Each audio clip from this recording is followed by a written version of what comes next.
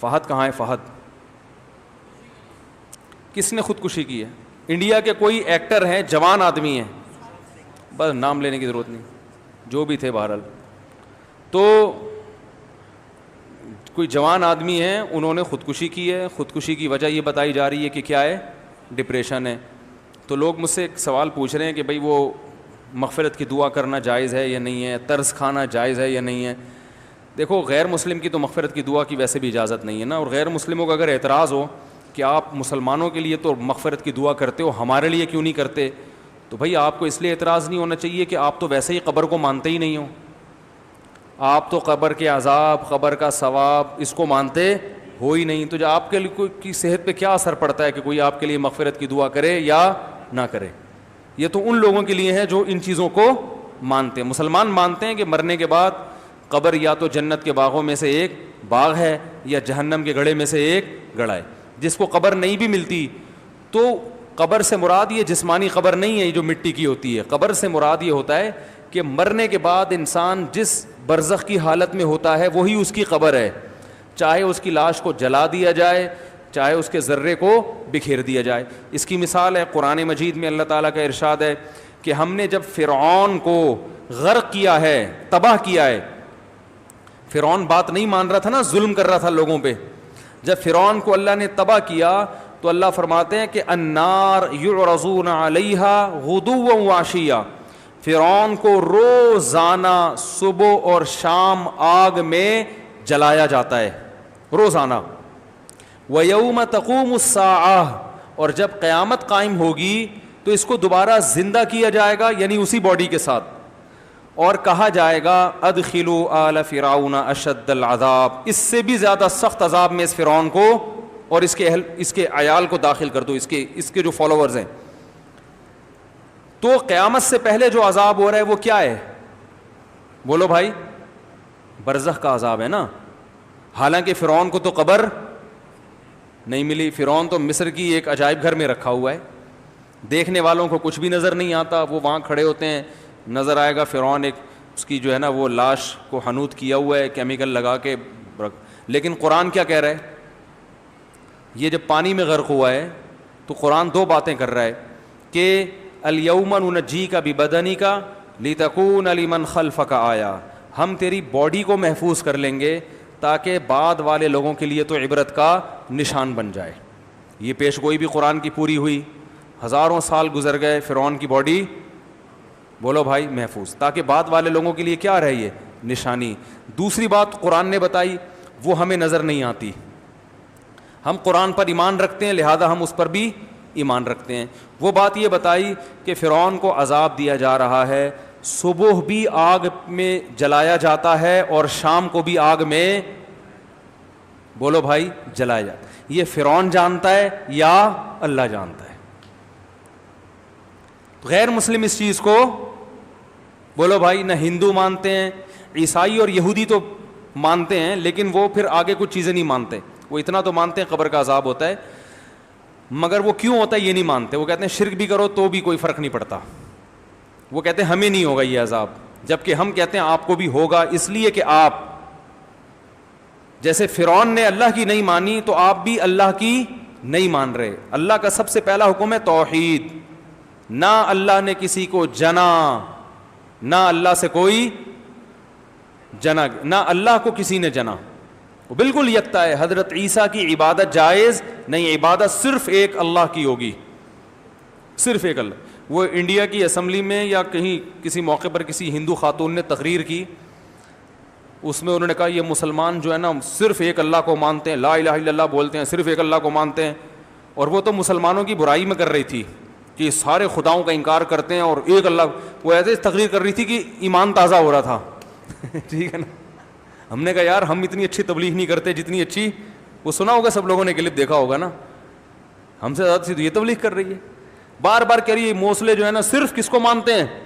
ایک اللہ کو مانتے ہیں. پانچوں وقت اذانوں میں کہتے ہیں لا الہ الا اللہ، 5 ٹائم اذان میں کہتے ہیں لا الہ الا اللہ. مجھے جوش آ رہا تھا یار، 5 ٹائم اذان میں کہتے ہیں لا الہ الا اللہ. اور یہی تو خاندانی مذہب ہے بھائی.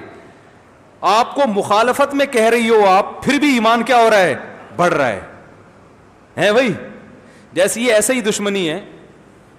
جیسے آپ کسی کی برائی کر رہے ہو اور برائی میں آپ کا اسٹائل یہ ہو, یار صبح و شام لوگوں کو کھانا کھلاتا ہے, اس کا کام ہی یہی ہے, بس صبح بھی اس کے گھر میں دیگ پک رہی ہوتی ہے, غریبوں میں بانٹ رہا ہوتا ہے, شام کو بھی دیگ پک رہی ہوتی ہے, غریبوں میں بانٹ رہا ہوتا ہے. تو لوگ کہیں گے بھائی تو برائی کر رہا ہے یا تعریف کر رہا ہے؟ اسٹائل تیرا برائی والا ہے. مگر وہ ایک آدمی کو بقرعید کے لیے بکرا چاہیے تھا نا, تو وہ ایک بندہ آیا, اس نے کہا کہ میرے پاس بکرا ہے. اب ظاہر ہے ایسا اسپیشل قسم کا بکرا ہو تو اگلا خریدے گا نا. جو بیچنے والا وہ تو یہ شو کرتا ہے کہ میری پروڈکٹ جیسی ہے ایسی کسی کے پاس نہیں ہے. تو اب وہ بکرے کے فضائل بیان کر رہے ہیں. عام نارمل بکرا ہوگا تو کون خریدے گا بھائی, وہ تو بھائی نارمل بکرے میں منڈی سے خریدوں, تم سے کیوں خریدوں. کہہ رہا ہے ایسا بکرا ہے, ایسا بکرا ہے, آپ ہڈی پھینکو یوں یہ چاہ کے چھلانگ مار کے پکڑ کے لائے گا. کہہ رہا ہے یار تو بکرا بیچ رہا ہے اور باتیں جو صفات جو بیان کر رہے ہیں وہ تو کتوں کی ہیں.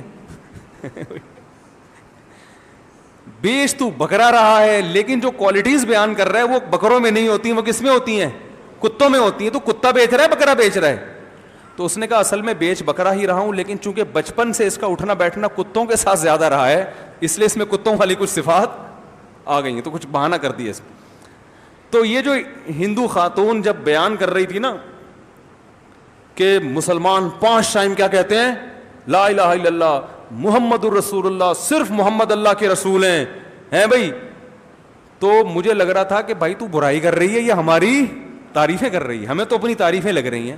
تم تو ہزاروں کو خدا بنایا ہوا ہے. تم نے کوئی بھی چیز اٹھا کے ملتی ہے مٹی کی, اس کے آنکھ ناک لگا دو, اس کے سامنے جھک گئے. یہی تو کمال ہے, یہی تو قیامت ہے. ٹھیک ہے کہ ہم صرف ایک کو مانتے ہیں, ایک کو, صحیح ہے نا, ایک خدا کو مانتے ہیں. تو کیا کہہ رہا تھا یار میں, یہ بات یہاں کہاں سے آئی؟ ابے وہ خودکشی پر تو میں چلا تھا, لیکن بات کیا یہ یہاں کہاں سے آ گئی بات؟ بیان کا خلاصہ تو ہو گیا. یہ بات یہاں آئی کہاں سے, یہ ہندو عورت پہ کیسے بات آئی؟ ہاں میں یہ کہہ رہا تھا کہ غیر مسلم تو مانتے ہی نہیں نا قبر کے عذاب کو. وہ تو کہتے ہیں بھائی فرعون کی ڈمی جو رکھی ہوئی ہے وہاں پہ, ممی کہتے ہیں نا اس کو, لاش کو, ڈمی تو نہیں ہے ممی ہے وہ, ڈمی تو اس کو کہتے ہیں نا مصنوعی. تو جو رکھی ہوئی ہے وہ بس رکھی ہوئی ہے, فرعون تو ختم, ہم کہتے ہیں ختم نہیں ہوا, صبح و شام اسے آگ میں جلایا جاتا ہے. کیونکہ قرآن نے 2 دعوے کیے تھے, ایک اس کے جسم کو محفوظ رکھوں گا, یہ دعویٰ سچا ہو گیا کہ نہیں ہو گیا؟ تو ہم کہہ رہے ہیں قرآن جو دوسری بات کہہ رہا ہے وہ بھی سچی ہے. صحیح ہے نا, وہ بھی کیا ہے, سچی ہے. تو نظر نہیں آ رہا. بالکل اس کی مثال ہے خواب کی سی. جیسے خواب میں آپ پر جو کچھ گزر رہا ہوتا ہے ساتھ والے آدمی کو پتہ نہیں ہوتا. اللہ نے موت کو بھی خواب سے تشبیہ دی ہے. اللہ یتوفی الانفس حین موتها والتی لم تمت فی منامها. فرمایا اللہ تمہاری روحوں کو قبض کرتا ہے نیند کے وقت بھی اور موت کے وقت بھی. تو نیند کے وقت بھی ہماری روح کا باڈی سے کنیکشن کمزور ہو جاتا ہے, لیکن روح پہ جو کچھ گزرتی ہے وہ ساتھ بیٹھے ہوئے آدمی کو معلوم نہیں ہوتا. آپ تو دیکھ رہے ہیں کہ خراٹے لے کے سو رہا ہے, مگر اس پہ کیا گزر رہی ہے وہی جانتا ہے. بعض دفعہ نیند میں خوشیاں مل رہی ہوتی ہیں انسان, آپ بہت عرصے سے کوشش کر رہے تھے کہ آپ کی شادی ہو جائے, ہر جگہ سے دھکے کھا رہے تھے آپ, لوگ کتے چھوڑ دیتے آپ کے پیچھے جب آپ کہیں رشتہ لینے جاتے تھے نا, اتنا لوگوں کو دشمنی. خواب میں اچانک کتنی ہو گئیں؟ 4 ہو گئیں. ہو سکتا ہے بھائی گورنمنٹ کی طرف سے خواب دیکھنے پر کوئی پابندی نہیں ہے. لوگ مجھے بتاتے ہیں مجھے یہ خواب آیا, میں نے کہا خواب آیا ہے نا, جاگتی حالت میں تو نہیں آیا, تو بس خود بھی سکون سے سو جاؤ, ہمیں بھی آرام سے کرنے دو, ہم نہیں بیٹھے ہیں تمہارے خوابوں کے مطلب بتاتے نہیں بیٹھ کے. تو خواب میں کتنی ہو گئی ایک دم سے؟ 4. اور 4 میں آپس میں محبت بھی بہت زیادہ, 4 خوبصورت بھی, محبت بھی, اور 4 ایک آپ کے دایاں والا پاؤں دبا رہی ہے, دوسرا بایاں دبا, اور 2 مل کے سر دبا رہی ہیں. آ سکتا ہے نا, کتنے خوش ہو گئے آپ. لیکن ساتھ بیٹھے ہوئے آدمی کو پتا ہوگا ہے, جب آپ کی آنکھ کھلے گی آنکھ کھلے گی تو پتا چلے گا بھائی تمہاری قسمت میں وہی ہے جو کنوارا پنی ہے, ابھی مزید دھکے کھانے ہیں.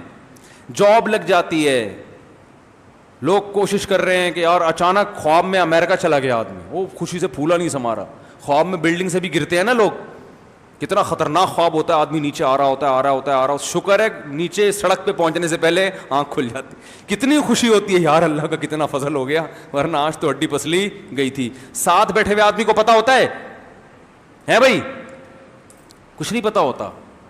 تو اسی طرح اللہ نے ہمیں قرآن میں بتایا ہے کہ بھائی جب تم مر جاتے ہو تو ایک جہاں سے دوسرے جہاں میں ٹرانسفر ہوتے ہو, فنا نہیں ہوتے. فنا تمہاری باڈی ہوتی ہے, روح کبھی فنا نہیں ہوتی. اب لوگ کہتے ہیں میڈیکل سائنس میں تو یہ چیز آتی نہیں ہے. بھائی میڈیکل سائنس تو اس مادی زندگی کو جانتی ہے. قرآن کہہ رہا ہے وما اوتیتم من العلم الا قلیلا, اللہ نے تمہیں بہت تھوڑا علم دیا ہے. جتنا علم آج سائنس کے پاس ہے اللہ کے حساب سے یہ کیا ہے, بہت تھوڑا. بہت کچھ ابھی ہے, ہو سکتا ہے فیوچر میں انسان مطلع ہو جائے, ہو سکتا ہے نہ بھی ہو. تو ہمیں اللہ نے بتایا کہ بھائی مرنے کے بعد یا تو سکون میں یا عذاب میں, یا تو مزے کی زندگی ہے, یہ کیا ہے, عذاب کی. تو جو مسلمان دنیا سے جائے گا اس کا یہ ایمان تھا, تو ہم اس کے لیے دعا کرتے ہیں اے اللہ اس کی کوتاہیوں کو, گناہوں کو معاف کر دے اور اسے وہاں اچھا مقام عطا فرما. لیکن غیر مسلم جب دنیا سے جائے گا اس کے پاس اس دعا کا آپشن نہیں ہے. تو اب سوال یہ پیدا ہوتا ہے جب آپ آخرت پر یقین ہی نہیں رکھتے تو وہ مر کے کیا ہو گیا, ختم. اب اس کو یہ دعا کرنا کہ یہ اللہ اس کی روح کو, اس کی سول کو امن میں رکھے, شانتی کے ساتھ رکھے, یہ سب مس کالیں ہیں. یہ کیا ہیں, کلمتن زبان سے نکلا ہوا ایک کلمہ ہے جو ہوا میں تحلیل ہو گیا. تو اس لیے اللہ نے غیر مسلم کے لیے مرنے کے بعد, زندگی میں دعا کر سکتے ہیں, مرنے کے بعد دعا کرنے کی اجازت نہیں دی, کیونکہ اس کا اس لائف پر ایمان تھا ہی نہیں. یہ اللہ کی طرف سے سزا ملتی ہے غیر مسلم کو کہ جب تم اس پر ایمان ہی نہیں رکھتے تھے تو اب بعد والوں پر میں پابندی لگا دوں گا کہ مرنے کے بعد تمہارے لیے دعا کریں. اب یہ تمہاری قسمت ہے, اگر واقعی آخرت نہیں تھی تو تم ویسے ہی پیس میں ہو, ختم فنا. اور اگر آخرت تھی تو تم تڑپ رہے ہوگے کہ کاش میرے بعد لوگ میرے لیے دعا کریں, لیکن اللہ اس پر کیا لگائے گا, پابندی. تو اس لیے بھائی جو غیر مسلم ہم پہ اعتراض کرتے ہیں نا کہ آپ لوگ غیر مسلموں کے مرنے زندگی میں کر سکتے ہیں, زندگی میں تو تعزیت بھی ہے, عیادت بھی ہے, سب کچھ ہے, گفٹ بھی دے سکتے ہیں غیر مسلم کو, اس پر احسان کرنے کا بھی ثواب ملے گا, اور اس کو صدقہ و خیرات بھی دے سکتے ہیں. وہی جو مسلمانوں کے حکام ہیں وہی غیر مسلم کے ہیں. لیکن موت کے بعد اس کے لیے اللہ نے دعا پر پابندی. نبی کو اجازت نہیں دی کہ اپنے دادا اور چچا کے لیے دعا مانگیں. ابراہیم علیہ السلام کو اجازت نہیں دی کہ اپنے باپ کے لیے دعا مانگیں. تو اس لیے کوئی ایکٹر دنیا سے چلا جاتا ہے تو آپ اس کے لیے مغفرت کی دعا بولو بھائی نہیں کر سکتے. اس پر غیر مسلم اعتراض کریں کہ بھائی یہ کیا بات ہے, تم تو بڑے متعصب ہو, تو آپ کے اس میں کوئی اعتراض کی بات نہیں ہے. بھائی جو تمہارا کانسیپٹ ہے ہم اسی کے لحاظ سے تمہارے ساتھ پیش آ رہے ہیں. تمہارے مذہب میں نہیں ہے نا موت کے بعد زندگی, تو ہم اگر دعا نہیں مانگ رہے تو کیا ہے, تمہارے حساب سے چل رہے ہیں نا, سمجھ رہے ہیں. تو اس کو غیر مسلم کو اعتراض کا حق بولو بھائی نہیں ہے. سمجھ گئے بات کو. دوسری بات یہ, ایسے واقعات سے عبرت حاصل کرنی چاہیے. دیکھو ہمارے ہاں نوجوان سب سے زیادہ خوش قسمت کس کو سمجھتا ہے, ایکٹروں کو, کیونکہ سب سے زیادہ عزت بھی ایکٹر کی. دیکھو ابھی یہاں کوئی سائنٹسٹ آ جائے, بہت بڑا ڈاکٹر آ جائے, 4 آدمی پیچھے مڑ کے دیکھیں گے. لیکن اگر پتہ چل جائے بھائی بالی ووڈ یا ہالی ووڈ کا کوئی مشہور ایکٹر آ گیا, سارے مڑ کے دیکھیں گے کہ نہیں دیکھیں گے, ہے بھائی, سب چلے جائیں گے وہاں پہ. عزت ایکٹروں کو بہت ملتی ہے, اور پیسہ تو ایسا کہ ان سے سنبھلتا ہے ہی نہیں, اتنا ملتا ہے. بہت کم عمری میں ان کو بہت کچھ مل جاتا ہے. اس کے بعد بھی اگر کوئی لٹک کے ہلاک ہو رہا ہے, کوئی پھندے سے اپنے آپ کو قتل کر رہا ہے, اس کا مطلب بھائی یہ ہاتھی کے دانت دکھانے کے ہیں, کھانے کے بولتے کیوں نہیں آئی نہیں ہے. رنگ رلیوں پہ زمانے کی نہ جانا اے دل, یہ خزاں ہے جو بانداز بہار آئی ہے. ہم نے بڑے بڑے علماء کو دیکھا ہے کہ جنہوں نے بڑی مشکلات میں وقت گزارا, خودکشی کا کبھی تصور بھی ان کے دماغ میں نہیں آیا. قرآن دیکھ لو, یعقوب علیہ السلام کے چہیتے بیٹے بچپن میں بچھڑ گئے, روتے روتے حضرت یعقوب علیہ السلام نابینا ہو گئے. خودکشی کا خیال آیا ان کے دل میں؟ کوئی تصور, کچھ بھی نہیں, بلکہ جب بات کر رہے ہیں امید کی, اعلم من اللہ ما لا تعلمون. بچے کہہ رہے ہیں ابا آپ کب سے یاد کر رہے ہو؟ انہوں نے کہا میں اللہ کے بارے میں وہ کچھ جانتا ہوں جو تم نہیں جانتے. ہمیشہ زبان سے کیسی بات نکال رہے ہیں؟ اچھی, تسلی کی, ساری زندگی صبر کیا. میرے شیخ حضرت مفتی رشید احمد صاحب رحمہ اللہ تعالیٰ بڑے مالدار گھرانے کے تھے, مگر 60 سال تک غربت میں وقت گزارا, کیونکہ عالم دین بنے نا تو پیسے ہی نہیں تھے.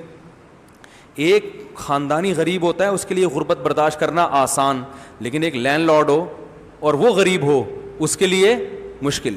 ہمارے حضرت کا عہدہ کتنا بڑا, دارالعلوم کورنگی میں شیخ الحدیث, جو سب سے بڑا عہدہ ہے, بخاری پڑھا رہے ہیں.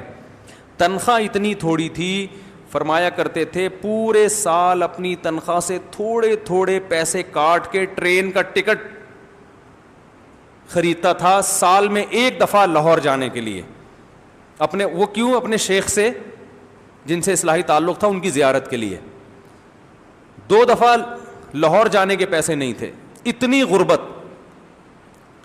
فرمایا ناشتے میں ایک دن ایک صاحب آئے, بھائی انڈے بیچتا تھا وہ, کہ آپ روزانہ ہم سے کتنے انڈے خریدیں گے؟ فرمایا ہم نہیں خریدیں گے. فرمایا وجہ یہ تھی کہ میرے پاس انڈا خریدنے کے پیسے تھے ہی نہیں.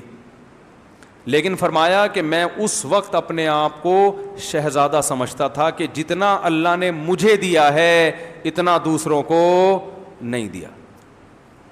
انہوں نے تو کوئی موٹیویشنل اسپیکرز کی تقریریں نہیں سنی تھیں, ہیں بھائی؟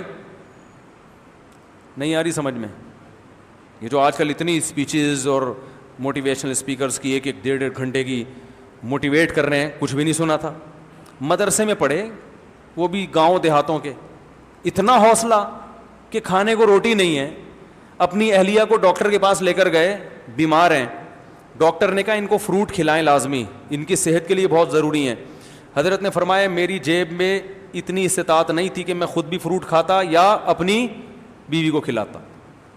فرمایا بیگم بھی صابر شاکر, اہلیہ بھی. فرمایا میں نے بیگم سے کہہ دیا بھائی پیسے نہیں ہیں ہمارے پاس, اور ہم کسی کے سامنے ہاتھ, ایسے سیٹ تھے نا لوگ آ کے حضرت سے پیسے مانگتے تھے, یعنی اس طرح سے لائف اسٹائل ایسا تھا شاہانہ. آج پیسے نہیں بھی مانگتا نا تو شکل ایسی بناتا ہے کہ دل چاہتا ہے کہ آدمی اس کو 50 روپے دے ہی دے. ایسی شکلیں بنا کے مل رہے ہوتے ہیں جیسے پتہ نہیں غربت سے مرا جا رہا ہے.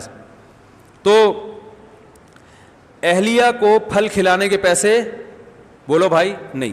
حضرت فرماتے ہیں میں نے سوچا کہ ڈاکٹر نے اپنے علم کے لحاظ سے جو بات کہی ہے وہ بالکل ٹھیک کہی ہے, پھل فروٹ ضروری ہیں, لیکن میری بیوی کے لیے پھل ضروری ہوتے تو اللہ مجھے پھلوں کے پیسے دیتا. نہیں دیے تو اس کا مطلب میری زوجہ کے لیے پھل ضروری نہیں.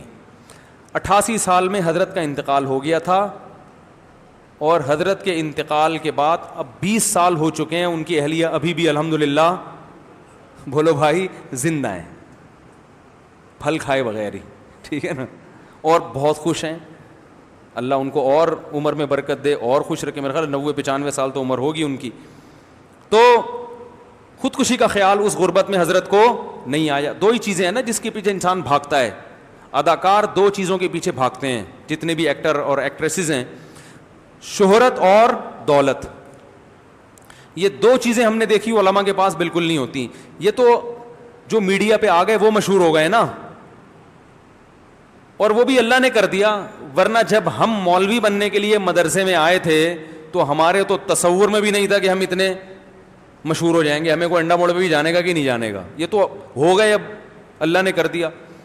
ورنہ اس وقت تو ہمارے دماغ میں تھا ہی نہیں. ہمیں کیا پتا تھا ایک دور آئے گا کہ یہ ہوگا اور وہ ہوگا, یوٹیوب آ جائے گا, فیس بک آ جائے گا, فلانا آ جائے گا, ڈمکانا, اور اتنی جو ہے نا ہماری جو ہے نا وہ شہرت ہو جائے گی. لیکن یہ 2 چیزیں جن کے پیچھے انسان کیا کرتا ہے, بھاگتا ہے, شہرت اور دولت. 99% علماء کے پاس نہ دولت ہوتی ہے اور نہ شہرت. آج تک میں نے کسی عالم کو, قاری اور حافظ کو لٹکتے ہوئے بولو بھائی نہیں دیکھ. اور پڑھائی اتنی ٹف ہے, اتنی ٹف. 8 سال تو صرف سلیبس ہے عالم کا, اور فیوچر بالکل زیرو ہوتا ہے. کوئی سرٹیفکیٹ لے جا کے کہیں جاب ملنے کا بھی چانس, آپ درس نظامی کے سرٹیفکیٹ لے کے جائیں کہیں کہ بھائی میں یہ ہے, تو وہ کہے گا چلو دم کرو, بہت اچھا دم کرتے ہو آپ, پانی پہ دم کر کے نکلو پتلی گلی سے, چائے پینی ہے تو ٹھیک ہے, ٹھیک ہے نا. تو وجہ کیا ہے, بڑا فرق کیا ہے, آپ کے پاس سب کچھ ہوتے ہوئے بھی آپ رسی پہ لٹک رہے ہو. اور ہم ایسے لوگوں کو جانتے ہیں کچھ بھی نہیں ہے مگر کیا ہیں, خوش. ہمارے حضرت کے پاس پھر 60 سال کی عمر میں بہت پیسہ آیا, بہت پیسہ آیا. پھر جب آیا ہو تو ایسی بھاؤ آیا پیسے کا کہ وہ پھر حضرت نے گاڑی خریدی شہزادوں والی, کویت کے شہزادے سے حضرت نے گاڑی خریدی تھی. فرمایا جب اللہ نے ویسے رکھا تو ویسے, اب جب پیسہ آئے گا تو پھر کنجوسی تھوڑی کریں گے. یہاں پیسہ نہیں آ رہا تو ٹینشن, آ جائے تو خرچ نہیں کر رہے ہوتے, روک کے پلاٹ خریدنے. بحریہ ٹاؤن میں 25 پلاٹ ہو گئے, 26 پلاٹ ہو گئے, 27 پلاٹ ہو گئے. اور بھائی گاڑی خریدو, اچھا کھاؤ, اچھا پہنو, تھوڑے سے دن زندگی کے رہ گئے ہیں, خود نہیں لٹکے تو فرشتہ تو آگے لٹکا دے گا نا, تو کھاؤ پیو یار. نہ پھر وہ جمع کر کے وہ ایک الگ ٹینشن. میں نے علماء کو دیکھو, آپ جتنا مرضی مولویوں کو برا بلا بولو, دو کوالٹی میں نے علماء جو صحیح علماء ہیں ان میں 2 کوالٹی میں نے دیکھی, جو بدعتیوں کی بات نہیں کر رہا بھائی, بہت اچھے علماء الحمدللہ آج بھی بہت ہیں. تو میں نے 2 کوالٹیاں دیکھی ان میں, سخاوت بے پناہ. میں اپنے پیر و مرشد کے واقعات سنانا شروع کر دوں نا سخاوت کے, آپ پاگل ہو جاؤ. یار ایسا بھی ہوتا ہے دنیا میں کہ سخاوت کتنی, پیسے سے محبت ہی نہیں ہے, آ رہا ہے دریا کی طرح بہہ رہا ہے. ہمارے حضرت کے بعد جب بہت پیسہ آ گیا نا تو ایسے نوٹوں کی گڈیاں رکھی ہوتی تھیں میز پہ. فرماتے تھے یہ بھی آئے ہیں, میں نے گنے نہیں ہیں, اپنا گھر کا راشن پانی کا گیس بجلی کا خرچہ نکالوں گا, باقی کتنا ہے مجھے نہیں پتا, سب صدقہ. سب کیا ہے بولو نا, صدقہ. سب صدقہ کر دیتے تھے. تو اتنا ایسے باہر, تو تبھی ان کے سینے بھی کشادہ, دل بھی بڑے. اور ہم نے اللہ کی پناہ یار, یہ جو لبرل لوگ ہیں سب کی بات نہیں کر رہا, جو میرا بیان نہیں سن رہے ان کی بات, ان کے پاس بھی دولت دیکھی, ایسا لچڑپن ہوتا ہے, 5 روپے کے پیچھے مر رہے ہوتے ہیں, اتنا لچڑپن. بہنوں کی ادھر سے پراپرٹی کھا لی, ادھر سے پیسہ ڈوب گیا تو پاگل ہو گئے. میرا پیسہ ڈوبا تھا نا, میں وہ تادر چونا لگا کے بھاگ گیا تھا, 0 ہو گیا. میں تعریفیں کرنا اچھی بات نہیں ہے اپنی, اور ہم تو جتنے پانی میں اللہ ہی بہتر جانتا ہے ہمیں, لیکن جب میں 0 پہ آگے کھڑا ہو گیا تھا نا, میرا سارا پیسہ ڈوب گیا تھا. تو 10 منٹ کے لیے نا مجھے دھچکا لگا, میں نے کہا بندہ گیا کہاں. جب اس بندے کے گھر گیا نا تو تالا پڑا ہوا تھا اور کوئی بھی نہیں تھا گھر میں. میں نے کہا بیٹا تمہارے پیسے گئے. تو 5-10 منٹ کے لیے جھٹکا آیا. اس کے بعد جب میں گھر آیا تو میں نے دیکھا, رات کا وقت تھا, بچے میرے سو رہے تھے. میں نے کہا یار ماشاءاللہ بچے بھی سو رہے ہیں, گھر والے بھی آرام سے خراٹے لے کے سو رہے ہیں. کچن میں گیا تو آٹا بھی ہے, گھی تیل بھی ہے, صبح ناشتہ بھی الحمدللہ ہوگا, گھر بھی ہے, چھت بھی ہے, پنکھا چل رہا ہے, گھوڑے بیچ کے بچے کیا کر رہے ہیں, سو رہے ہیں. میں نے کہا یار کل پورے مہینے کا راشن ہے, ٹھیک ہے نا, کھانا پینا بیسک ضرورت ہے. میں نے کہا یار کھانا پینا بھی چل رہا ہے, ماشاءاللہ پنکھا بھی چل رہا ہے, اور اگر بند ہے تو پھر ہمارا ہی تھوڑی, تو کہ اسی کی نالائکی کی وجہ سے پورے محلے کا بند ہے نا, ٹھیک ہے نا. تو میں نے کہا اور کیا چاہیے, لمبی تان کے سو جاؤ. ہم بھی خراٹے لے گئے سو گئے. تو وہ بھول بھلائیاں ہو گیا. کوشش کی ہم نے اس کو پکڑے, مگر کون پکڑائی میں آتا ہے, کیا خیال ہے کون پکڑ, وہ انگوٹھے لے گئے. اچھا بڑے واقعات ہیں یار ہمارے پاس. جب میں نے اس کو پیسے دیے تھے نا تو اسٹیمپ پیپر پہ لکھوایا کہ معاملات میں کیا ہونا چاہیے, انسان صاف ہونا چاہیے. ہے اس نے بھی لکھ کے دے دیا, انگوٹھا بھی لگوا لیا. اب وہ انگوٹھے کے ٹھپے لے کے میں گھوم رہا ہوں. وہ بزبان حال مجھے چھیڑ رہا تھا کہ یہ انگوٹھا رکھ لے اپنے پاس, پیسے نہیں ملیں گے. تو یہ جو لوگ کہتے ہیں نا ہم نے تو لکھت پڑھت کی, اسٹیمپ پیپر پہ لکھ, اور بھائی کچھ بھی نہیں نکلتا. ہمارے والد صاحب کی نصیحت تھی, پیسے جب تک اپنی جیب میں ہیں آپ کے ہیں, دوسرے کو دے دیے تو اب آپ کے نہیں ہیں, اس کے چاہے 10 انگلیوں کے ٹھپے لگوا لو. تو وہ میں نے 3 سال تک ان ٹھپوں کی حفاظت کی. اس کے بعد میں نے وہ ٹھپے پھاڑ کے پھینک دی. میں نے کہا اس کو کیا قبر میں لے کے جا گا, ان ٹھپوں کو چھوڑ یار, لعنت بھیجو. سمجھ رہے ہیں. تو مجھے میرے دوست کہتے تھے یار اتنا بڑا نقصان ہو گیا آپ کا اور آپ بڑے مزے سے گھوم رہے ہو. تو میں کہتا تھا یار بیسک ضرورت اللہ پوری کر رہا ہے, صحیح ہے نا, کھانے کو مل رہا ہے, رات لمبی تان کے سو جاتے ہیں, ٹھیک ہے نا, چھت ملی ہوئی ہے الحمدللہ. ہاں روڈ پہ آ جاتے ہیں پھر ٹینشن ہوتی, تو روڈ پہ تھوڑی ہیں. نبی صلی اللہ علیہ وسلم نے فرمایا جس کو 2 وقت کی روٹی پیٹ بھر کے مل گئی, جسم کسی بڑی بیماری سے محفوظ ہو گیا, تو اللہ نے گویا پوری دنیا کی دولت سمیٹ کے اس کو دے دی ہے, اب ٹینشن لینے کا نہیں ہے. اب اگر ٹینشن لے رہا ہے تو یہ ہوس کی وجہ سے. دیکھو میں گھروں میں دیکھتا ہوں نا ماؤں کو, بچوں کو, بچہ رو رہا ہوتا ہے نا, اکثر مائیں ایسا کرتی ہیں, آپ نوٹ کریں, بچہ رو رہا ہوتا ہے, ماں کہتی ہے شاید اس کو پیاس لگی ہے, ایسا ہوتا ہے, ماں لا کے پانی پلائے گی, پھر بھی بچہ ٹیں پیں ٹیں پیں وہ کر رہا ہوتا ہے, ماں پھر کیا کہے گی, ہپا کھانا, ہپا ہیں, چاول کھانے, یہ کھانا, ہاں یہ کھانا, چاول کھلا. پھر بھی بچوں کی بعض دفعہ طبیعت ہی صحیح نہیں ہوتی, وہ رو رہے ہوتے ہیں, بھائی آئس کریم کھانی, آئس کریم کھلا دی. بعض بچے نا چپ ہو جاتے ہیں یہ سب کچھ کرنے کے بعد, بعض پھر بھی ٹینٹیں لگا کے رکھتے ہیں, پھر بھی ٹینٹیں کرتے ہیں. ماں کیا کرتی ہے, 3-4 رکھ کے تھپڑ لگائے گی, بولے گی تیرے ساتھ تجھے مجھے تنگ کرنے کا شوق ہے اور کوئی مسئلہ نہیں ہے. پھر جو تانے دیتی ہے نا مائیں ان کو, وہ رکھ رکھ کے لگاتی ہیں چماٹ. تو ہمارے ساتھ بھی یہ مسئلہ ہے, ہماری بیسک ضرورت ہے گھر, کہ رات کو ہم سڑک پہ نہ سوئیں, عزت کے ساتھ گھر کی 4 دیواری میں محفوظ ہوں.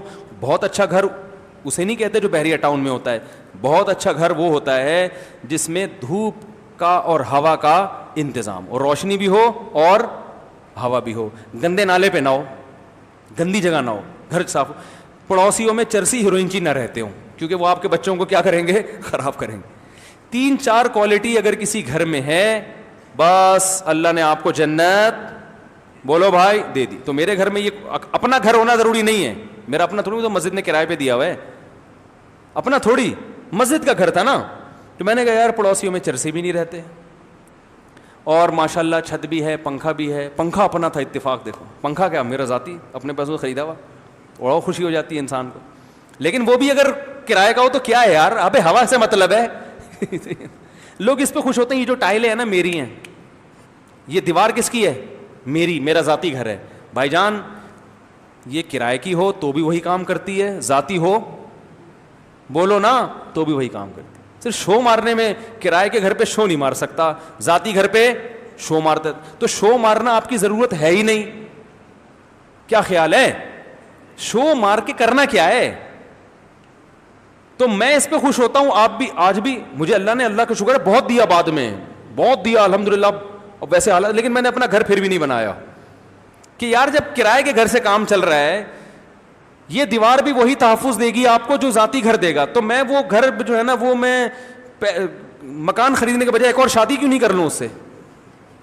کیا خیال ہے؟ میری تو یہی سوچ ہے یار, اس سے گاڑی خرید لو, ہے بھائی. تو میں یہ کرتا ہوں, جب شادیاں وادیاں کمپلیٹ ہو جائیں گی, بچے سارے پڑھ لکھ کے اچھی اچھی تعلیم حاصل کر لیں گے, سب کچھ سیٹ ہو جائے گا نا, اس کے بعد اگر مجھے کس فرشتے نے آ کے بتایا کہ 100 سال مزید آپ نے زندہ رہنا ہے, تو پھر میں ذاتی گھر خرید لوں گا. بات آ رہی ہے سمجھ میں؟ ورنہ میرا تو کانسیپٹ یہ ہے کہ یار جب کرائے کے گھر میں وہی کام ہو رہا ہے, یا تو فری پھوکٹ میں مل رہا ہو نا, جیسے تلوار کسی نے گفٹ دے دی, فری پھوکٹ میں بنگلہ دے کے, اتنا فری پھوکٹ میں کوئی چل نہیں رہا ہے معاملہ, تو پھر تو ٹھیک ہے بھائی. میں 1.5 کروڑ 50 لاکھ کیوں خرچ کروں؟ 50 لاکھ میں 20 کام میں کر سکتا ہوں, اور یہ جو گھر کی ضرورت ہے میں کرائے پہ پوری کر سکتا ہوں. مجھے ایسا گھر مل سکتا ہے جس میں ہوا, گھر میں چند صفات ہونا ضروری ہے. نمبر 1, ہوا وینٹیلیشن ہو, اس میں ہوا گزرتی ہو. یہ جو تنگ گھر ہے نا, ڈڑبے, ہوا ہی نہیں گزرتی, یہ بھائی اس سے بہتر ہے جیل میں چلا جائے آدمی. گھر ایسا تلاش کرو جہاں کیا ہو, کھلی ہوا ہو, وہاں پہ سانس لینے میں سکون ملے انسان کو. دوسری چیز, روشنی کا انتظام ہو. ایسے کنجسٹڈ اور ایسے پیک گھر جو ڈڑبوں کی طرح, روشنی, دھوپ, ٹیوب لائٹوں کی روشنی نہیں ہوتی, روشنی سن لائٹ ہوتی ہے, دھوپ کی روشنی کا انتظام ہو. تیسرا, پڑوسی کیا ہوں, بہت اچھے نہ بھی ہوں تو کم از کم چرسی ہیروئنچی نہ ہوں, لیکن اچھے پڑوسی ہوں تو پھر تو سبحان اللہ. ایک صحابی کا کے پڑوس میں ایک صاحب رہتے تھے, تو انہوں نے اپنے گھر کی ڈبل قیمت لگائی. تو کسی نے ان سے کہا کہ یار یہ گھر اتنے کا ہے نہیں, 1 لاکھ کا ہے, تم 2 لاکھ اشرفیاں لے رہے ہو. انہوں نے کہا اس کے ساتھ جو پڑوسی رہتے ہیں نا ان کی قیمت بھی لے رہا ہوں. ایسے خاندانی پڑوسی تمہیں کہیں اور. کوفہ میں گھر تھا, تو انہوں نے کہا قریب میں کون رہتے ہیں, غالباً انس بن مالک تھے, پڑوس میں انس بن مالک کا گھر ہے, صحیح ہے نا, تو یہ اس کی بھی ویلیو ہے. واقعی پڑوس کی بھی کیا ہوتی ہے, بولو نا, ویلیو ہوتی ہے کہ پڑوس میں رہتا کون ہے. انڈا موڑ اگر پڑوس میں, ڈبل قیمت پہ گھر بکنا چاہیے. انڈا موڑ ہے بھائی, مذاق بات تھوڑی ہے. تو کہاں سے کہاں بات چلی گئی یار, ایک تو باتیں نکلتی بہت ہیں, کیا کر رہا تھا کہاں چلا گیا. تو اپنا گھر, یا تو آدمی بزنس کے پوائنٹ آف ویو سے گھر خریدے کہ گھر خرید رہا ہوں, مہنگا ہو جائے گا تو بیچ دوں گا. پھر پراپرٹی بھی خریدیں, گھر بھی خریدیں. رہنے کے لیے یار کیا ضرورت ہے, عمر دیکھو کتنی ہے, اور اتنا موٹے موٹے سریے ڈالے جا رہے ہیں. اب ہم 20-30 سال, بہت زیادہ 30 سال رہ گئے ہوں گے, تو 30 سال تو ٹھک ٹھک ٹھک ایسے گزرتے ہیں, یہ بھی نہیں پتا کہ رہ بھی گئے ہیں کہ نہیں رہ گئے ہیں, کل مر جائیں پرسوں مر جائیں, کیا بھروسہ ہے. تو میں یہ عرض کر رہا تھا کہ یہ بالی ووڈ اور ہالی ووڈ کے ایکٹر بھی بہت مرتے ہیں, پتہ ہے آپ کو, خودکشیاں بہت ہوتی ہیں. اور دنیا کے وہ کنٹریز جہاں ٹینشن کے علاوہ سب کچھ ہے, وہاں خودکشی کا ریشو سب سے زیادہ. ابھی میں آسٹریلیا ہو کے آیا تھا, وہاں ہم نے دیکھا ڈپریشن کے مریض سب سے زیادہ ہیں وہاں پہ. ارے بھائی یہاں کس بات کی ڈپریشن ہے یار. میں جب آسٹریلیا اترا تو میں تو گورے کے ملک پہلی دفعہ گیا تھا, اب تک تو میں ملیشیا دبئی شبئی گھومتا رہا ہوں, ترکی بھی گیا, گورے کے ملک نہیں دیکھا تھا میں نے. پہلا کنٹری جو گوروں کا ہے وہ آسٹریلیا. تو میں نے کہا بھائی یہ ملیشیا تو کچھ بھی نہیں ہے اس کے مقابلے میں. اتنا خوبصورت کنٹری, اتنا پیارا ملک, ایسی کشادہ سڑکیں, جو گھر میں آپ کو بتا رہا ہوں نا ایسا ہونا چاہیے, سارے گھر ایسے ہی ہیں, کھلے کھلے گھر, دھوپ کا انتظام, روشنی کا انتظام, ہوا کا انتظام, پولیس اتنی پیاری, ایسی سفید گورے چٹے, ایسی تمیز سے اخلاق سے بات کرتے ہیں, انسان دل چاہتا ہے کہ مجھے لے جاؤ اپنے ساتھ, کچھ دن تھانے میں رکھو, مجھے لاکر میں ڈالو یار. اتنی پیاری انگلش سننے کو مل رہی ہے. ایسے قانون کی پر عمل درآمد, امن و امان, کوئی ٹینشن نہیں. میں حیران ہوا, وہاں ایک دعوت تھی میری, تو ڈاکٹر حضرات بھی بیٹھے ہوئے تھے. تو میں نے ان ڈاکٹروں سے پوچھا, کلینک چلا رہے تھے, میں نے کہا ڈاکٹر صاحب ہمارے ہاں سب سے زیادہ پیشنٹ کھانسی نزلے کے ہوتے ہیں, یہاں تو مجھے کوئی گورا کھانستا ہوا نظر, کوئی بلغم کے تھپیڑے نظر نہیں آئے ہمیں وہاں پہ نا, جو ہمارے یہاں وضو خانوں میں دیکھو, اللہ کی پناہ یار کیا کیا ہوتا ہے. تو کوئی ایسا بھی, میں نے کہا یہاں کیا پیشنٹ, یہاں بھی نزلے کھانسی؟ انہوں نے کہا نہیں, یہاں سب سے زیادہ دوا بکتی ہے اسٹریس اور ڈپریشن کی. میں حیران ہو گیا یار, یہاں تو ہمیں اتنا سکون مل رہا ہے. ایسی میں واقعتاً مبالغہ نہیں کر رہا, 3 دن تک تو میں یہی کہتا رہا ہوں یار یہاں سکون کتنا ہے. ہوا اتنی صاف, کراچی سے نکل کے اتنی صاف ہوا ملے گی تو آدمی تو خوشی سے پاگل ہو جائے گا. اتنی صاف ہوا, اف, گرینری, کوئی کچرا نہیں, اتنا خوبصورت کنٹری, کوئی شور نہیں, ہوتا نا ہاں ہو چیخو چلانا, ابے تیری ابے. ملیشیا میں بھی بڑا سکون ہے. میں نے کہا یار یہ کیسے لڑتے ہی نہیں ہے, نہ گالی نہ کوئی. تو ایک دن مجھے اتنی بھاری بھرکم گالیوں کی آواز آئی نا, زبردست, یعنی پاکستانی ماحول سا لگ رہا ہے. دیکھیں یہ ہے کیا, بڑا اچھا سا فیل ہو رہا تھا نا. ظاہر ہے ہم تو اسی ماحول کے آتی ہے, پھڈے بازی یہ وہ. تو مجھے بھاری بھرکم سی گالیوں کی آواز آئی ملیشیا میں, اور وہ تو میں نے کہا ذرا لے کے جاؤ یار, حالانکہ ایسی جگہوں پہ جانا نہیں چاہیے, لیکن میں نے کہا لے کے جاؤ, تھوڑا سا سکون, اپنائیت سے محسوس ہو رہی ہے. گیا تو 3-4 لاہوری تھے, لڑ رہے تھے, لاہور جو ہے نا. میں نے کہا یہ ہے, مجھے اتنے میرا دل چاہ رہا تھا میں ان کو گلے لگاؤں, یار تم نے اپنا کلچر یہاں بھی نہ رکھا. میں نے کہا یہ تو ہمیں ٹینشن سے مارتے ہیں یار, کوئی نہ کوئی لڑ رہا ہے. وہ ملیشیا والے تو مچھلی کھاتے ہیں, لڑیں گے بھی کیا, وہ دمبے وہ کھاتے نہیں ہیں, وہ فش کھا کے تو پھر یہی ہوگا. فش کے بڑے فائدے ہیں, لیکن لڑنے کی طاقت تھوڑی فش سے پیدا ہوتی ہے, لڑنے کی طاقت تو دمبے کھانے سے ہوتی ہے. تو لاہوری تو بھائی سیری کھاتے ہیں, پائے کھاتے ہیں, ان کو لڑے بغیر رہ نہیں سکتے. پائے نکالنے بھی تو ہے نا, تھینک یو کرنے کے لیے تھوڑی وہ پائے کھائے ہیں. اب وہ جب پائے کھائیں گے تو وہ نکلیں گے بھی, یا تو 4 شادیوں سے نکلتے ہیں, وہ نہیں ہوتی تو پھر ایسے نکلیں گے پھڈے بازی سے. تو خیر, تو میں وہاں آسٹریلیا گیا, اتنا سکون کا ماحول, میں حیران ہو گیا بھائی. سب سے زیادہ کیسز کس کے ہیں, بولو, ڈپریشن. یہ کئی ڈاکٹروں نے بتایا.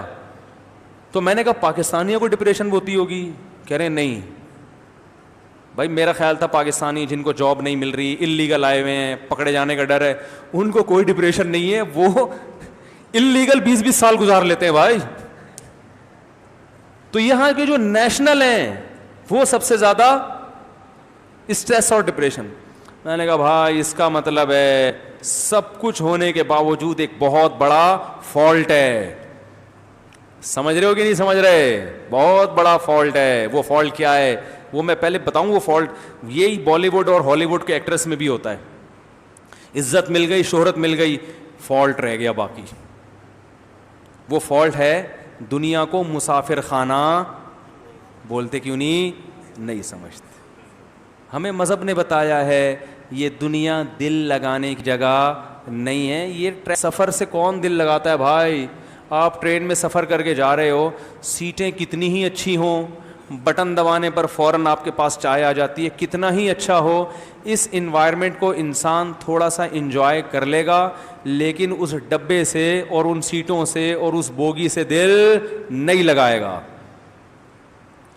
کبھی ایسا ہوا کہ ملتان جا رہے ہیں آپ, ٹرین اتنی پسند آئی کہ آپ نے کہا یار یہ ڈرائیور کو اب اپنے ساتھ ہی گھر لے کے چلا جاؤں گا, یا یہ ڈبہ اتنا خوبصورت ایسا لگژری اے سی روم ہے کہ یہ سیٹیں بھی میرے ساتھ ہی گھر لے جاؤ گے. اور بھائی یہ ٹرین ہے, پہلے سے ذہن میں ایک تصور ہوتا ہے کہ یہ رہنے کی جگہ نہیں ہے, ہوائی جہاز رہنے کی جگہ نہیں ہے. تو جو مسافر خانہ تھا اس کو جب وطن بناؤ گے تو ٹینشن تو ہوگی, ٹینشن ہوگی. ایک مثال سے بات سمجھا کے بات ختم کرتا ہوں. آپ جا رہے تھے ملتان, بلکہ آپ سفر کر رہے ہو پشاور جا رہے ہو, جو ساتھ میں بندہ بیٹھا ہوا ہے وہ کہاں جا رہا ہے؟ ملتان. ٹھیک ہے نا. آپ کو پہلے سے پتا ہے کہ اس کا اسٹیشن الگ ہے, میرا اسٹیشن الگ ہے. تو آپ کیا کرو گے؟ آپ بولو گے یار ملتان تک تو ذرا ٹائم اچھا گزر جائے تو اس سے دوستی لگا لو, کیا خیال ہے؟ ملتان کے بعد دیکھیں گے, پھر بوریت دور کرنے کے لیے ہو سکتا ہے کوئی ملتان سے سوار ہو جائے تو اس سے دوستی لگا لیں گے, ورنہ کوئی کتاب پڑھ لیں گے. تو اس نیت سے آپ اس سے دوستی لگاؤ گے کہ بھائی چلو ملتان تک کا سفر کیا ہو, اچھا ہو. آپ نے گپ شپ شروع کی, اور بھائی کیا حال ہے, کہاں جا رہے ہو؟ لوگ کرتے ہیں نا یار, بوریت ہو رہی ہے ذرا گپ شپ ہو جائے. اور بھائی کہاں جا رہے ہو؟ ملتان جا رہے ہو, اچھا میں تو پشاور جا رہا ہوں, کیا کرتے ہو ملتان میں, یہ وہ وغیرہ وغیرہ. سفر آپ کا اچھا گزر گیا, ملتان آیا, اور وہ ملتان پہ اتر کے اپنے گھر, اور آپ پشاور تک دیکھ رہے ہوتے اب کیا کرنا ہے میں نے. آپ نے کیا کیا؟ آپ کو سامنے بیٹھا ہوا آدمی اتنا اچھا لگا کہ اس سے حسن و جمال پہ آپ نے باقاعدہ غور کر کے اس کی محبت دل میں بھڑکانا شروع کر دی کہ یار یہ اتنا اچھا آدمی ملتان جا رہا ہے, یہ کیا کرتے ہو جی ملتان میں؟ بھائی میرا تو کروڑوں کا بزنس ہے. یار بتاؤ, زبردست آدمی, خوبصورت بھی تھا وہ. اب آپ کو اتنی اس سے محبت ہو گئی, عشق ہو گیا کہ اب جب ملتان پہ وہ اتر رہے تو آپ پھوٹ پھوٹ کے رو رہے ہو, آپ ٹرین کی دیواروں سے سر مار رہے ہو, یار تو کیوں جا رہا ہے ملتان بھائی؟ بھائی میں زندگی کیسے گزاروں گا؟ اب آپ اس کو چھوڑ نہیں رہے کہ تو میرے ساتھ پشاور چل. کہے گا بھائی اگر تجھے مجھ سے اتنا عشق ہے تو تو میرے ساتھ میرے گھر آ جا ملتان. آپ کو بھائی میرا گھر پشاور میں ہے تو میں تیرے ساتھ ملتان پہ کیوں اتروں گا؟ میرے تو سارے گھر والے وہاں پر ہیں, میرا کاروبار وہاں ہے. تو لوگ, عقل مند لوگ آپ کو دیکھ کے کہیں گے بھائی یا تو اس کو اپنے ساتھ پشاور لے جا, یا اسی کے ساتھ ملتان اتر جا, اگر تجھے اس سے اتنی محبت ہے. آپ کہہ رہے ہو کہ نہ تو یہ میرے ساتھ پشاور جانے کے لیے تیار ہے, اس کا گھر کہاں ہے؟ ملتان, اور نہ میں اس کے ساتھ ملتان اتر سکتا ہوں کیونکہ میرا گھر کہاں ہے؟ پشاور. تو عقل مند آدمی کھینچ کے 2 تھپڑ لگائے گا کہ کمبخت, جب دونوں کے اسٹیشن ہی الگ تھے تو اتنی محبت کرنی چاہیے تھی جتنی افورڈ بولو بھائی کر سکتے. وہ بچپن میں ہم ایک پروگرام دیکھتے تھے, اس کے بعد ہم نے چھوڑ دیا.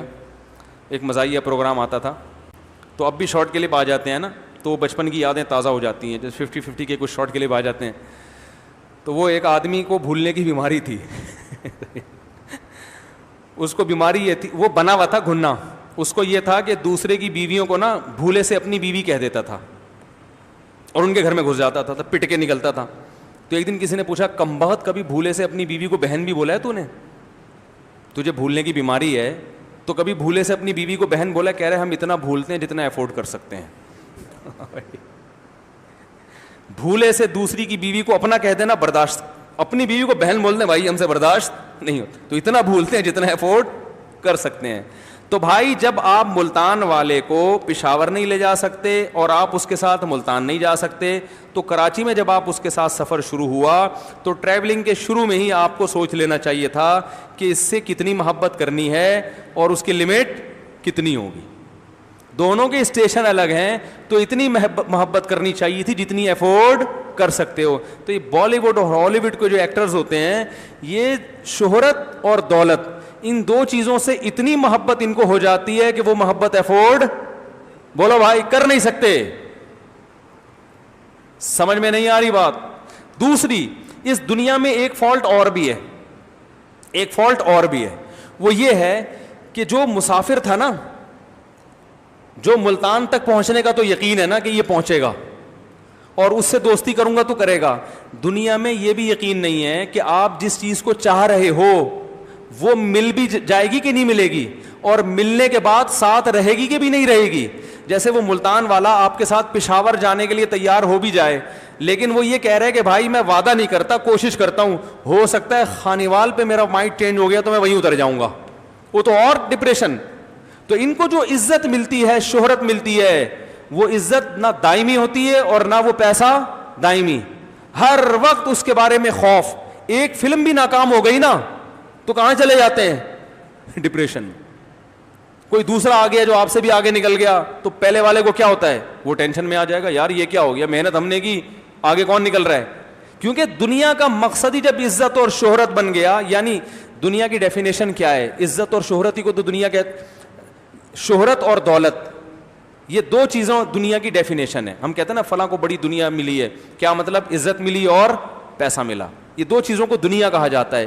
تو جس نے دنیا ہی کو مقصد بنا لیا, اس کا مطلب اس نے سفر ہی کو مقصد بنا لیا. سفر کو مقصد نہیں بنایا جاتا, مقصد ہمیشہ منزل کو بنایا جاتا ہے. محبت منزل سے کی جاتی ہے, منزل کے لیے سفر کو قربان کر دیا جاتا ہے, سفر کے لیے منزلوں کو قربان نہیں کیا جاتا. مسلمان کی ایک منزل ہے آخرت, وہ اس منزل کو دیکھتا ہے, اسے پتا ہے یہ منزل غربت میں بھی مل سکتی ہے اور پیسے میں بھی مل سکتی ہے, اور عزت ملے گی تو بھی مل سکتی ہے, عزت نہ ملے تو بھی مل سکتی ہے, اس لیے وہ ٹینشن نہیں لیتا. کہتے بھائی آخرت محفوظ ہے. اور جس نے دنیا ہی کو اصل بنا لیا تو ما قضا احد منها لبانته ولن انتهى عرب الا الى عربی. دنیا ایک ایسی چیز ہے کہ ایک خواہش پوری ہوتی ہے, ہزاروں خواہشات کو جنم دے کے جاتی ہے وہ, تو آپ پھر اس ہر خواہش کو حاصل کرنے کی کوشش کرتے ہیں. دنیا میں ایسا کوئی فنٹر پیدا نہیں ہوا جس کی اللہ ہر خواہش پوری کر دیں. تو جب خواہشات ناکام ہوتی ہیں تو انسان کہاں جاتا ہے, ڈپریشن میں. جب یہ ڈپریشن بڑھتی ہے تو پھر کھمبے سے لٹکنے کے خیالات پیدا ہوتے ہیں اور لٹکتے ہیں لوگ. سمجھتے ہو کہ نہیں سمجھتے؟ تو بڑا فالٹ ہے بھائی, دنیا کو مسافر خانہ سمجھو, تو پھر ٹینشن کیا ہو جائے گی, ہے بھائی, ختم ہوگی بھی تو کنٹرول میں ہوگی. تو مسافر خانہ نہیں سمجھو. کہ مولانا یعقوب نانوتوی کیا فرمایا کرتے تھے, فرماتے تھے کہ اگر, مولانا قاسم نانوتوی رحمۃ اللہ علیہ, کہ اگر میرے پاس علم کے دو بول نہ ہوتے نا تو میں ایسا گمنام زندگی گزارتا کہ دنیا کو پتہ ہی نہیں چلتا کہ قاسم نام کا کوئی شخص پیدا بھی ہوا ہے کہ نہیں ہوا. فرمایا تو علم نے مشہور کرا دیا. تو ہمارے اسلاف تو ایسے تھے جو شہرت اینٹی, یعنی شہرت کو پسند ہی نہیں کرتے تھے, کیونکہ وہ کہتے ہیں یار یہ منزل میں رکاوٹ بن سکتی ہے شہرت جو ہے. تو منزل آخرت کو بناؤ گے تو بھائی پھر ان چیزوں سے آپ کو ٹینشن نہیں ہوگی. شہرت مل جائے, نعمت اللہ کی, نہیں ملے تو بھی ٹھیک ہے. ہمارے شیخ مفتی رشید صاحب کو کتنے لوگ جانتے تھے؟ کوئی بہت کم لوگ جانتے ہیں, لیکن بڑی خوش زندگی